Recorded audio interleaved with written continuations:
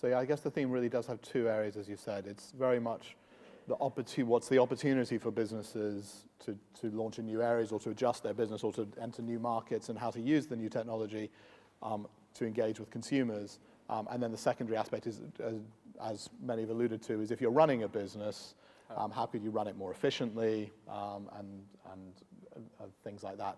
I guess the other sub-theme is, for me, is just so much of this future is about these huge platforms, be they Google, Apple, and others. And it's really then, as sitting in Europe is for European entrepreneurs, where are the opportunities where you won't get dominated by these big platform plays? I mean, Jos, I don't know if you want to pick up on that, because if you're looking at investing in cloud computing, I wonder, have you done some cloud computing investments? Because that's often a scale game, isn't it?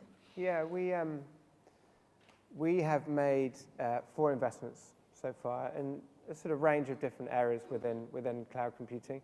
But I think we're certainly looking for applications or services which are targeting businesses and which are, for the most part, platform independent.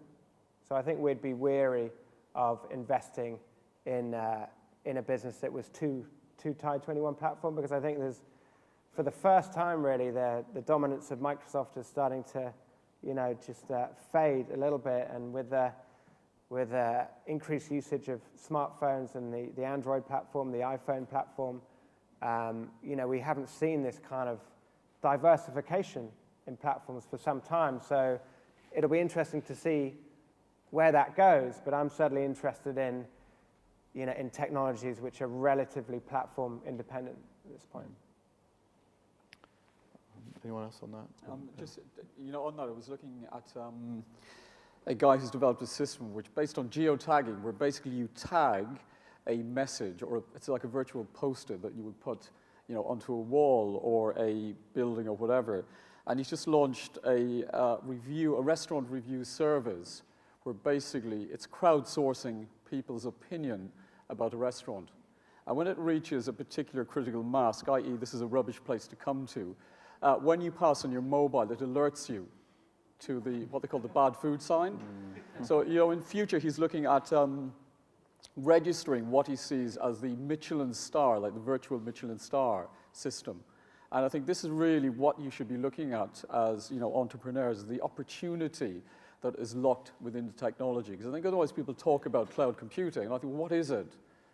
What it means is a more effective and efficient and swifter way for the consumer to actually get the information, number one, that's free, and the insight is what you're charging for. That's where your profitability comes from, increasingly. Otherwise, you're talking about a system that everybody will subscribe to and make it cheaper and cheaper, so let's make it free.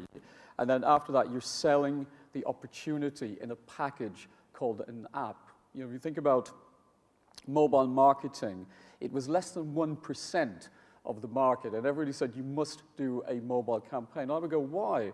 There is no perceived benefit in it.